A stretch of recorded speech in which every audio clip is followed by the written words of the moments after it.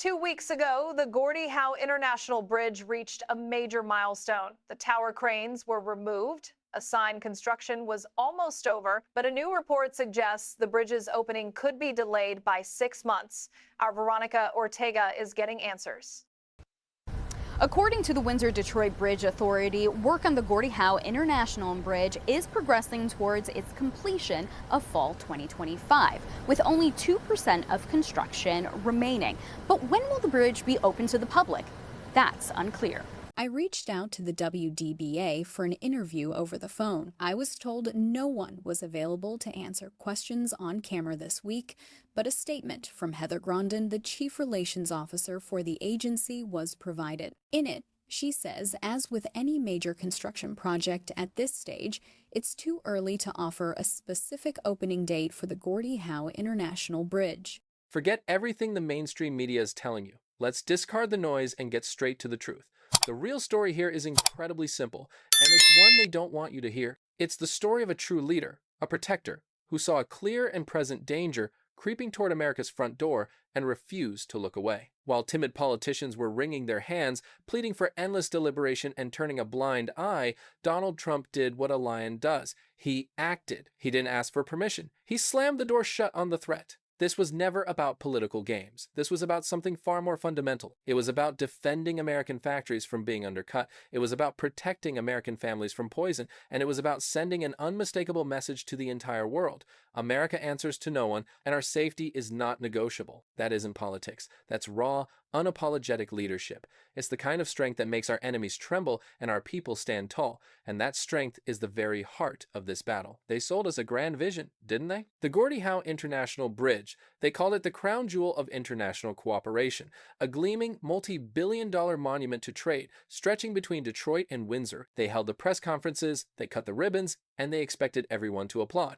But President Trump has a unique ability to see past the polished facade and recognize the rot underneath. He saw that magnificent bridge for what it was becoming, not just a pathway for trucks and goods, but a superhighway for risk. A pipeline designed to funnel poison and chaos directly into the American heartland. Think about it. Every single day, that corridor was a potential channel for fentanyl, for human traffickers, and for the cartel networks that prey on our communities. It was a gaping wound in our national security, disguised as a marvel of engineering. So, while the critics and the globalists were celebrating, Trump made a calculation. He decided that the lives of American citizens were more important than diplomatic niceties. He shut it down, and what happened? The establishment screamed. They shrieked about chaos. They predicted economic Armageddon. But the American people, the ones who live in the real world, they understood the truth. They knew this wasn't an attack on a trading partner. This was a defense of our home. This was a president finally prioritizing the safety of his own people over the financial ambitions of another nation. The bridge, which was meant to be a symbol of unchecked globalism, has now become something else entirely, a monument to America's renewed commitment to its own sovereignty. The moment the door was shut, the consequences for Canada were immediate, and they were devastating. It was a brutal, self-inflicted reckoning. Their entire economic model, built on a foundation of dependency, crumbled overnight. Factories in Ontario went silent. Supply chains that had been taken for granted for decades didn't just bend, they shattered like glass. The trucks that were the lifeblood of their export economy sat motionless, monuments to a failed strategy. Their leader, Carney, who had gambled his country's entire future on permanent, unfettered access to American markets, was left with nothing but a fistful of excuses. His grand plan had backfired in the most spectacular way imaginable. Suddenly, Canadian workers were losing their shifts. Families who had built their lives on cross-border income were left in desperation. But let's be crystal clear, Donald Trump didn't cause this collapse. Carney did. He was the one who made the reckless bet. He chained his nation's prosperity to a neighbor he foolishly assumed would never stand up for itself. Trump simply revealed the truth that was always there. You cannot build your house on someone else's property. He showed the world what happens when you become so reliant on America that you forget how to stand on your own 2 feet. Instead of building a self-sufficient nation, Carney turned Canada into a dependent state, and when the support was finally removed, the whole fragile structure came crashing down. It was a $5 billion lesson in the difference between dependency and strength. Now, let's talk about the real motivation here, the one the talking heads will never admit. This decision was forged from something much deeper than economics or politics. It was forged from empathy. While Carney was fuming over trade ledgers and political optics, Donald Trump was focused on the silent victims. He was thinking about the families in Ohio and Michigan who have had to bury their children, lost to the fentanyl that pours across our border. He was thinking about the communities being poisoned by cartel influence and the decent, hardworking people watching their neighborhoods fall into decay. I've seen it myself. I've seen the videos of President Trump meeting with the angel moms, looking them in the eye as they tell him the story of their stolen child. He doesn't just listen, he absorbs their pain. He meets with the families torn apart by crime, with the wives of fallen soldiers. This isn't a photo op for him. It's not about winning votes. He does it because he genuinely cares. His actions are driven by a fierce, paternal instinct to protect his people. He is a man who understands that a nation is not an economy. A nation is a family, and it is a leader's sacred duty to protect that family at all costs. So when critics scream about his tactics, tell that to the parents who now have a fighting chance to save their kids from addiction. Tell that to the communities that are a little bit safer tonight. Trump's decisions are not made in a sterile boardroom. They are made in the heart of a man who refuses to allow one more American family to be sacrificed on the altar of open borders. The contrast in leadership could not be more stark. In the face of this crisis, what did we see from Canada? A complete and utter meltdown. Instead of rising to the occasion, Carney lashed out. We saw angry press conferences filled with frantic finger-pointing and wild accusations.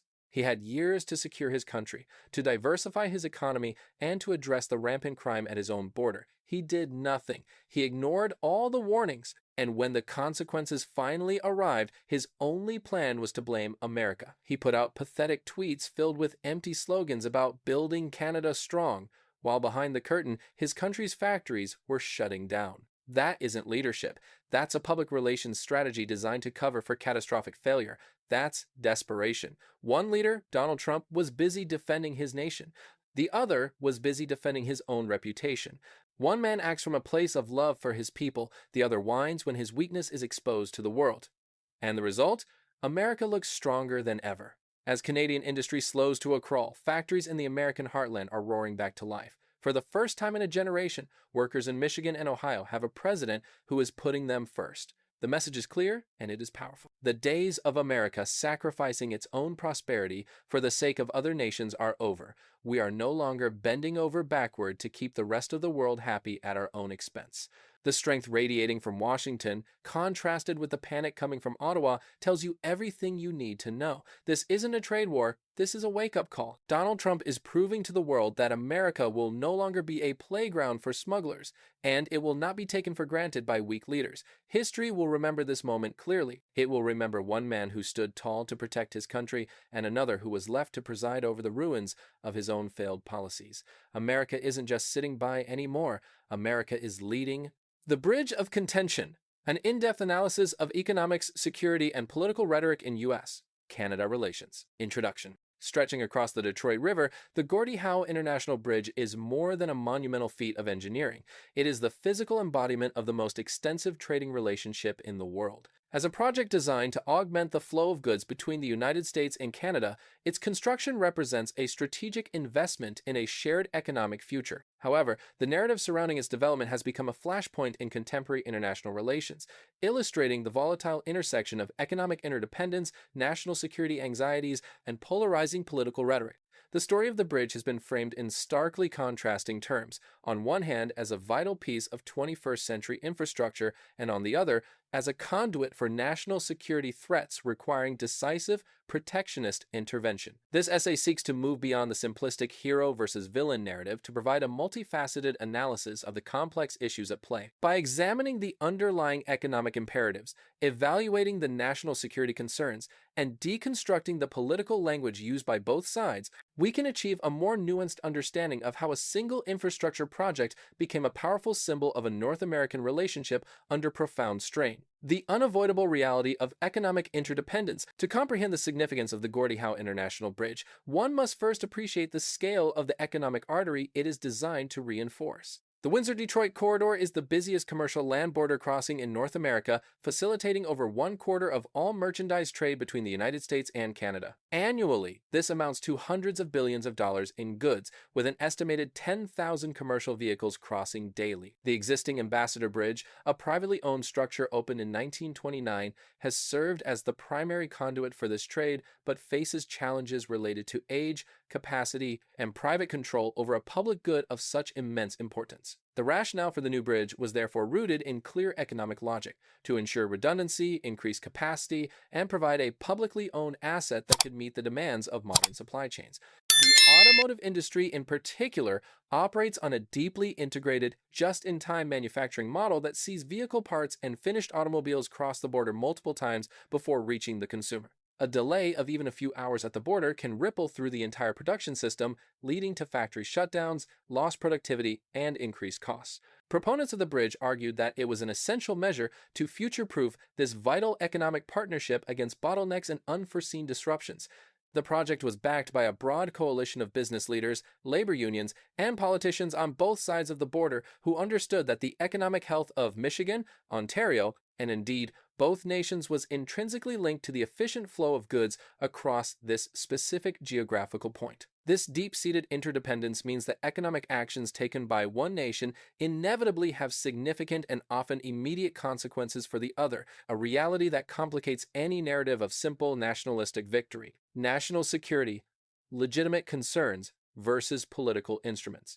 Overlaying this economic reality is the equally critical issue of national security. Any international border is a potential point of entry for illicit goods, unauthorized individuals, and other threats. The claim that the Windsor-Detroit corridor could be a funnel for contraband, including dangerous narcotics like fentanyl, and a route for human trafficking, speaks to legitimate and serious law enforcement concerns. In recent years, the opioid crisis has inflicted a devastating toll on American communities, and securing all ports of entry against the flow of synthetic opioids is a national priority. However, the political deployment of these concerns can transform a complex law enforcement challenge into a powerful rhetorical weapon. Framing a trade infrastructure project primarily through the lens of a national security crisis allows for the justification of extraordinary measures and recasts a trade partner as a potential threat. The narrative of an unsecured border being exploited by foreign interests taps into deep-seated public anxieties and can build support for protectionist policies. This perspective, however, often overlooks the robust and long-standing security cooperation between American and Canadian agencies. Organizations like U.S. Customs and Border Protection, CBP, and the Canada Border Services Agency work in close partnership, sharing intelligence and coordinating operations to secure their shared border. Furthermore, modern infrastructure projects like the Gordie Howe International Bridge are designed from the ground up with state-of-the-art security facilities. These ports of entry include advanced inspection technologies, dedicated lanes for trusted trader programs, and integrated facilities for dozens of law enforcement and regulatory agencies. From this viewpoint, the new bridge is not a security liability, but a significant upgrade, enhancing the ability of authorities to detect and intercept threats far more effectively than is possible at older, more constrained facilities. The debate thus highlights a fundamental tension between acknowledging real security risks and the political temptation to exaggerate those risks for strategic ends. The power of rhetoric, sovereignty, strength, and strategic narratives. The controversy surrounding the bridge provides a compelling case study in the power of political storytelling. The narrative presented in the source video effectively employs a populist framework that resonates with a specific segment of the electorate. It casts the political leader Donald Trump as a decisive hero acting boldly to protect the nation from external dangers and internal decay. In this construction, the leader's actions are not reckless but necessary, a demonstration of strength in a world of weak and equivocating politicians. The trade partner, Canada, is simultaneously cast as a naive and dependent villain, whose leaders are more concerned with globalist etiquette than the well-being of their own people or the security of their neighbor. This us versus them framing is a powerful tool in domestic politics. It simplifies complex international relationships into a zero-sum game of winners and losers, where one nation's gain must come at the expense of another's. By portraying Canada as economically vulnerable and overly reliant on American goodwill, this narrative reinforces a sense of national sovereignty and economic dominance. The economic fallout experienced by Canada is presented not as an unfortunate consequence of a trade dispute, but as just deserts for poor leadership and a validation of the hero's tough stance. From the Canadian perspective, the rhetoric was, of course, entirely different. The actions and threats emanating from Washington were framed as an attack on the principles of free trade, a betrayal of a century-old alliance, and an unpredictable turn toward unilateralism. Canadian leaders were under immense domestic pressure to retaliate, or, at the very least, to project an image of strength and defiance in the face of what was widely seen as bullying by a larger neighbor. This led to retaliatory tariffs and public declarations of building a more independent future, demonstrating how protectionist actions by one country can trigger a cycle of reciprocal nationalism. This rhetorical battle, played out in press conferences and on social media, has consequences that extend far beyond a single infrastructure project, eroding the trust and goodwill that have historically underpinned the U.S.-Canada relationship. Consequences and the complex reality. While the narrative of a presidential shutdown of the bridge is potent, the reality of the project's delays and challenges is far more complex. The construction of such a massive binational project is subject to a host of potential obstacles, including land acquisition issues, particularly on the U.S. down, environmental reviews, regulatory hurdles, and complex negotiations between multiple levels of government.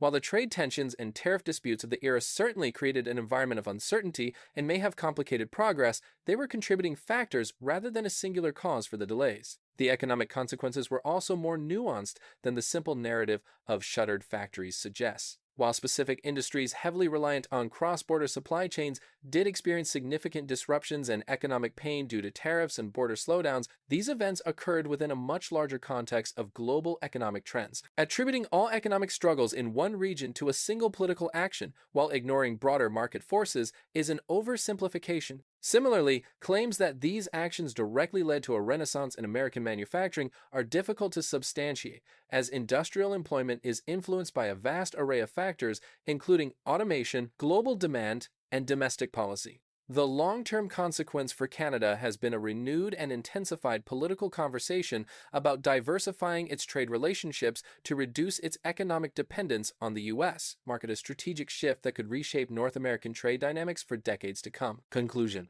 The Gordie Howe International Bridge stands as a testament to a complex and often contradictory relationship. It is a physical link built to facilitate economic integration in an era marked by rising nationalist and protectionist sentiment. The controversies surrounding it reveal that the foundations of the U.S.-Canada partnership cannot be taken for granted.